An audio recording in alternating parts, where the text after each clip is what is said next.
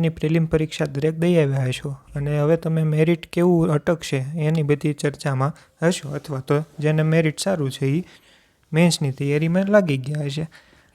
મેં આજે છે એ ચેટ જીપીટીમાં એ પ્રશ્ન પૂછ્યો અને અંદાજિત કેટલું મેરિટ અટકશે એની વિશે મેં પ્રશ્ન પૂછ્યો. તો એક ચોંકાવનારું એનાલિસિસ છે એ સામે આવ્યું છે. મેં કીધું તમને બતાવું તો મેં છે આ ચેટ જીપીટીમાં છે આ પ્રશ્ન પૂછ્યો હતો.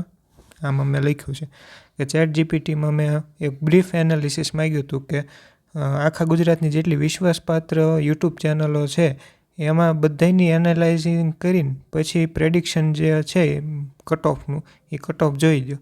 તો ચેટ જીપીટી આવો કંઈક જવાબ આપ્યો કે આજ સુધીમાં જે રેવન્યુ તલાટીની પરીક્ષા લેવાયેલી છે એમાં 14 તારીખે જો યોજાઈ હતી એમાં લગભગ 3 લાખ છે એ ઉમેદવારો ઉપસ્થિત હતા અને એના કટ ઓફની માહિતી જે આવવાની બાકી છે પણ એને અનુમાન બાર્યું છે. તો આવું કંઈક અનુમાન એને બતાવ્યું.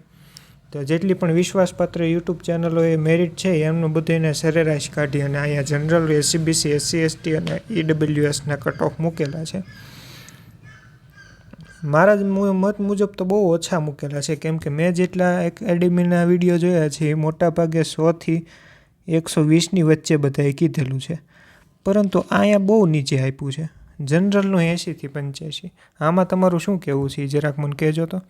અને એને પાછું સ્ત્રોતય આપેલા છે કે આ અનુમાનિત કટ ઓફ છે એ મુશ્કેલી સ્તર, ઉમેદવારોનું પ્રદર્શન અને અગાઉના વર્ષોના કટ ઓફ ઉપર આધારિત છે.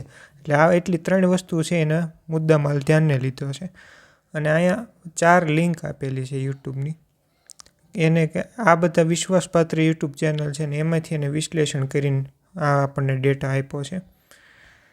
અને આગળની હવે શું પ્રક્રિયા થાય તો કે પ્રારંભિક પરીક્ષા દેવાઈ ગઈ છે, મેન્સ હવે આવશે અને પછી ડોક્યુમેન્ટ વેરિફિકેશન એને એક્સ્ટ્રા માહિતી આપેલી છે અને એક ઓફિશિયલ લિંક આપેલી છે. પણ એ આપણે મહત્ત્વનું નથી, મહત્ત્વનું આ છે.